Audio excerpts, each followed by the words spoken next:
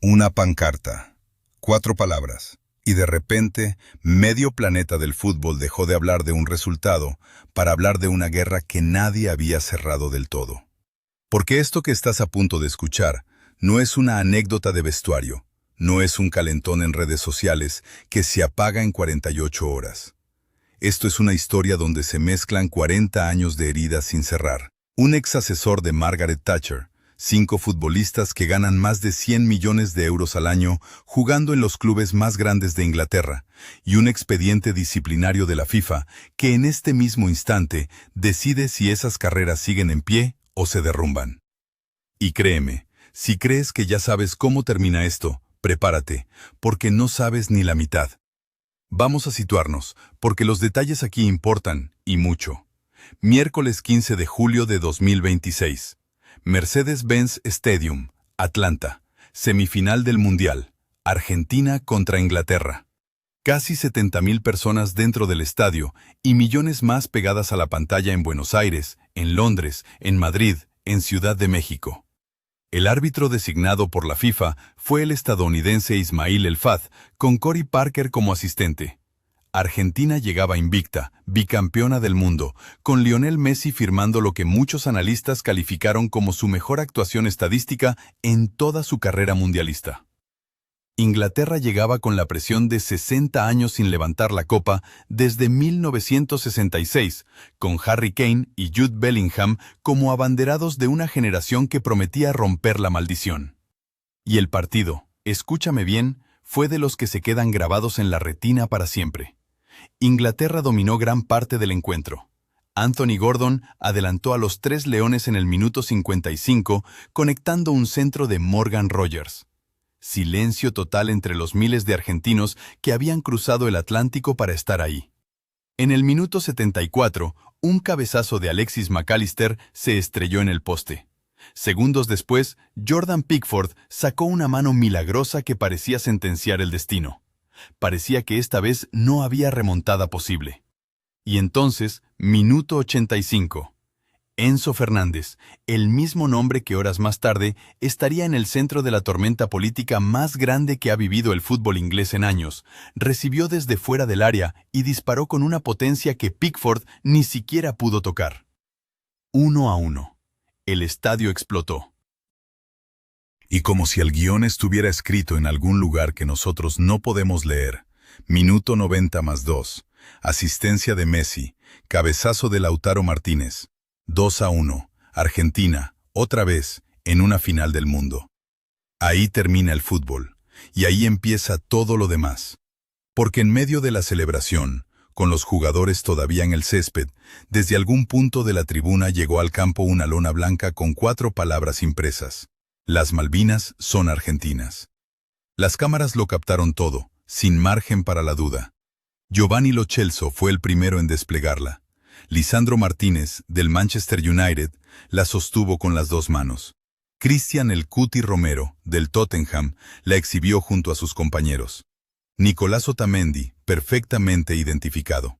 Y en medio de los festejos, Enzo Fernández, del Chelsea, apareciendo entre los jugadores que participaron de ese momento. Nadie ha confirmado oficialmente de dónde salió esa pancarta. Una versión dice que se fabricó con una sábana del hotel de concentración de la selección. Otra versión sostiene que fue entregada desde la grada por aficionados que llevaban días planeando ese instante exacto. Lo que sí es un hecho, documentado, filmado, imposible de discutir, es que llegó al césped, llegó a las manos de los jugadores, y las cámaras de medio planeta la capturaron con una nitidez que no dejaba absolutamente ningún hueco para la interpretación. Y aquí es donde tienes que detenerte un segundo y pensar en el contexto real. Argentina acababa de eliminar a Inglaterra en un mundial, 40 años después de la Guerra de las Malvinas, un conflicto donde murieron 649 soldados argentinos y 255 militares británicos. Familias enteras a los 2 lados del Atlántico que perdieron hijos, hermanos, padres. El fútbol y la política volvían a chocar de la manera más explosiva posible. Lo que iba a ser una noche de celebración mundialista se convirtió, en cuestión de horas, en un incidente diplomático de primer nivel. Y esto no salió de la nada. Esto tiene historia, y es una historia que casi nadie está poniendo sobre la mesa con la claridad que merece. En 2021, 4 jugadores argentinos de la Premier League, entre ellos el mismo Cristian Romero, Giovanni Lo Celso, Emiliano Martínez y Emiliano Buendía, viajaron a disputar unas eliminatorias sudamericanas en pleno Brasil pandémico, saltándose los protocolos sanitarios del Reino Unido, ocultando que venían de territorio inglés. La agencia sanitaria brasileña ordenó su deportación en pleno partido contra Brasil. El encuentro se suspendió a los 6 minutos, con autoridades sanitarias entrando al campo. El Tottenham sancionó internamente a Romero y a Lo Celso, y sin embargo, ninguno de los dos vio afectada su carrera de forma real. Y retrocede aún más. En 2014, la selección argentina ya había sido sancionada por la FIFA por posar con esa misma pancarta, ese mismo mensaje, tras un amistoso contra Eslovenia disputado en La Plata. La multa fue de 30.000 francos suizos, sin sanción individual para ningún jugador. El mismo escenario, el mismo mensaje, 12 años después. Y ahora dime tú si eso te suena a coincidencia o te suena a patrón. Porque esta vez el contexto es distinto en un solo aspecto, y es el que ha encendido todo. Esta vez las caras identificadas en esa pancarta cobran, de forma colectiva, más de 100 millones de euros al año jugando en los clubes más ricos de Inglaterra. Manchester United, Chelsea, Tottenham, Aston Villa, Liverpool. Y en el Reino Unido, una parte importante de la opinión pública y de la clase política considera que eso cambia por completo la ecuación. Que la respuesta no puede ser la misma de siempre. Y fue justo en ese instante cuando la maquinaria política británica se puso en marcha. Niall Gardiner no es un nombre que suene en los medios deportivos habituales, pero en los círculos de poder político conservador del Reino Unido es una referencia absoluta. Director del Margaret Thatcher Center for Freedom, ex asesor directo de la primera ministra que llevó a Gran Bretaña a la Guerra del Atlántico Sur en 1982. El mismo 15 de julio, apenas horas después del pitido final en Atlanta, Gardiner tomó sus redes sociales y soltó una frase que sacudió 2 continentes. Todo jugador argentino en la Premier League que participó en esta exhibición antibritánica debería perder su visado de trabajo en el Reino Unido. No debe haber tolerancia. Y ahí empezó el incendio real. The Standard, The Telegraph y buena parte de la prensa británica amplificaron la declaración en cuestión de minutos. La prensa argentina respondió con indignación. Las redes sociales se convirtieron en un campo de batalla digital donde aficionados, políticos, exjugadores y periodistas de medio mundo tomaron partido en cuestión de horas. Y en medio de ese caos quedó flotando la pregunta que de verdad importa. ¿Tiene Gardiner razón legal? ¿Puede el gobierno británico realmente revocar las visas de Enzo Fernández, Lisandro Martínez, el Cuti Romero, Alexis McAllister o Emiliano Dibu Martínez? Aquí está el dato que la mayoría de los medios no te está contando con la claridad que se merece. Niall Gardiner no forma parte del gobierno británico. Es un analista político, un comentarista con mucha influencia, pero cero autoridad ejecutiva. El único organismo con competencia legal real para cancelar visados en territorio británico es el Ministerio del Interior. Y cuando se consultó a una especialista independiente en inmigración, Asma Bashir, cofundadora de una consultora internacional de derecho migratorio, la respuesta fue tajante. Una medida de esta magnitud normalmente se reserva para casos de extremismo, amenazas contra la seguridad nacional, delitos graves o incitación a la violencia. Mostrar una pancarta con un reclamo de soberanía territorial, por sí solo, no justifica la revocación de una visa de trabajo. Pero, y aquí viene el giro que cambia absolutamente todo lo que has escuchado hasta ahora, hay un matiz que sí puede hundir las carreras de estos jugadores en el fútbol inglés. Y no viene del gobierno, viene de sus propios clubes. Piénsalo, si el Manchester United, el Chelsea o el Tottenham deciden que la presión mediática se ha vuelto inmanejable, que los patrocinadores empiezan a incomodarse, que la reputación del club está en juego, tienen el poder contractual absoluto para rescindir esos acuerdos. Y al perder el empleo, los jugadores pierden también el patrocinio que sostiene legalmente sus visas de trabajo en Reino Unido. En ese escenario, sí, tendrían que abandonar el país. ¿Va a pasar? Hasta el momento, ningún club se ha pronunciado oficialmente. Pero la presión existe, es real y está creciendo día a día.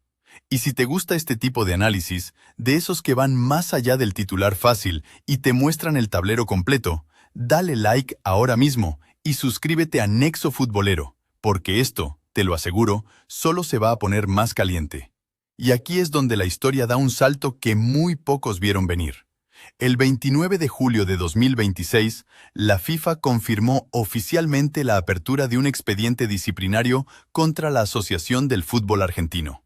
Entre los elementos investigados está, explícitamente, la exhibición de la pancarta sobre las Malvinas, calificada como manifestación de índole distinta a la deportiva, expresamente prohibida por el artículo 4 de las reglas de juego de la IFAB.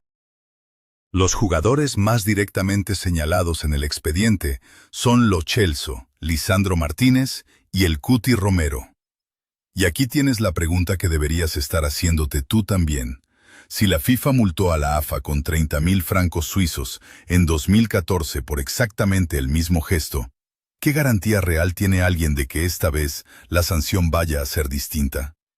¿O es que la institución que gobierna el fútbol mundial sigue aplicando una vara completamente distinta según el volumen de atención mediática que genera cada caso? Pero espera, porque esto no termina ahí, ni de lejos.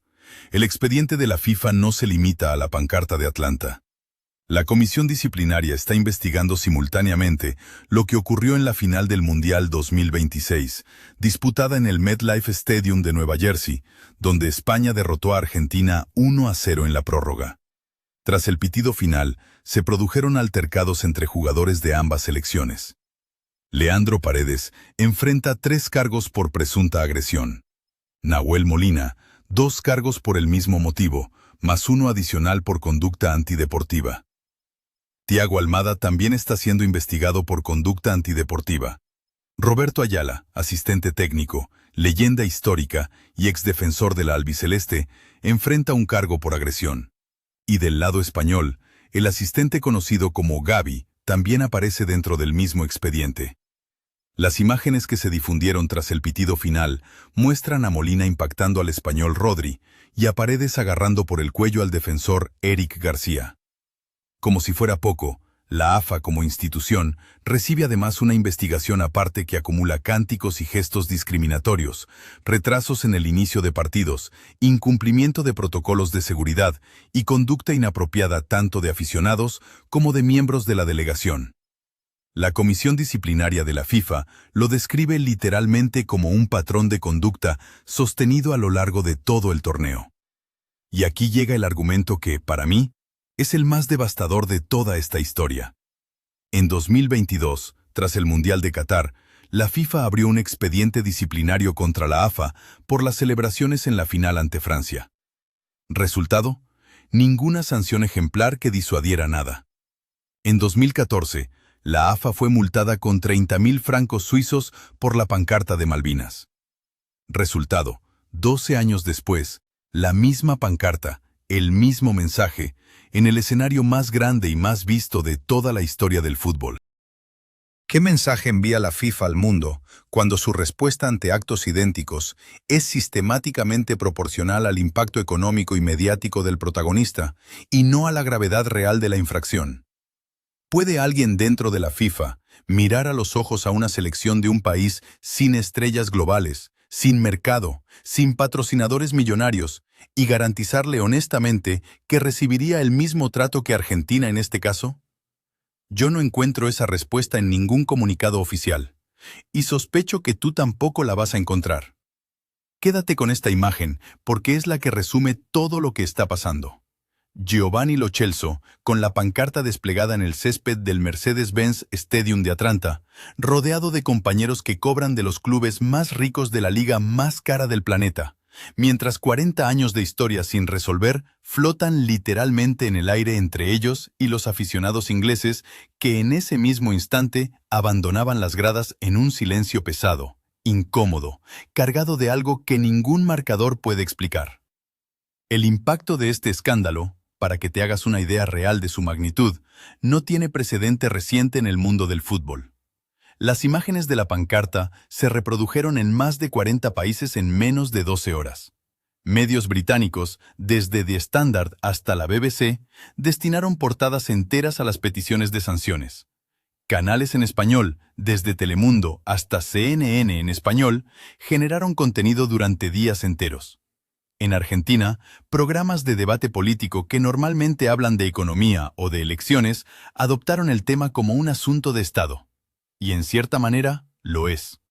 La reacción más inesperada de todas llegó de donde nadie la veía venir.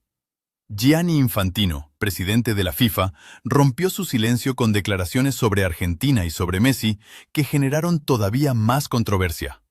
Sin pronunciarse jamás de forma directa sobre la pancarta, Infantino elogió el recorrido de la selección argentina en un tono que muchos interpretaron como un respaldo implícito.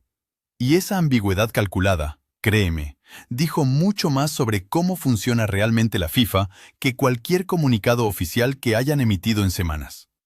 La prensa conservadora británica tomó las palabras de Gardiner como bandera de guerra. La prensa argentina respondió recordando la historia completa de la guerra y la cifra exacta de los caídos en ambos bandos. Y en esa colisión de narrativas, los jugadores argentinos que juegan cada fin de semana en Old Trafford, en Stamford Bridge o en el Tottenham Hotspur Stadium, quedaron atrapados en medio de un campo de batalla que nadie les pidió cruzar, pero que cruzaron de todas formas, con nombre, apellido y contrato millonario de por medio.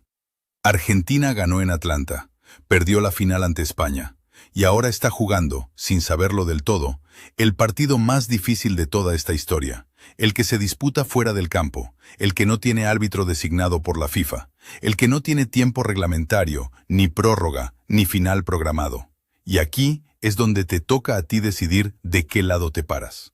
¿Fue un gesto de orgullo nacional que millones de argentinos hubieran querido hacer con sus propias manos? ¿O fue una provocación calculada, innecesaria, que mezcló deporte con una herida que debería quedar fuera de un estadio? ¿Tiene Inglaterra derecho moral a exigir sanciones ejemplares o está usando el fútbol para reabrir un conflicto político que lleva 40 años enfriándose lentamente? ¿Es justo que estos jugadores puedan perder sus carreras en la Premier League por una lona de tela, mientras la FIFA mira para otro lado según el peso comercial del infractor? Déjame tu palabra exacta en los comentarios, una sola, la que mejor resuma lo que sientes con todo esto, porque de verdad quiero leerlas todas. Y si este video te dio la perspectiva completa, si sentiste que por fin alguien te contó lo que los grandes medios dejaron fuera, dale like ahora mismo. Comenta, comparte esto con alguien que siga el fútbol y todavía no entienda la dimensión real de lo que está pasando. Y suscríbete a Nexo Futbolero, porque lo que viene en las próximas semanas, la resolución del expediente de la FIFA, la postura oficial de los clubes ingleses y la respuesta definitiva de la AFA, va a terminar de definir si esto queda como una anécdota mundialista o como el precedente que cambió para siempre la relación entre el fútbol, la política y el pasaporte de un futbolista. Esto es Nexo Futbolero, donde el fútbol se cuenta como se vive. Y esta historia, te lo garantizo, todavía no ha terminado.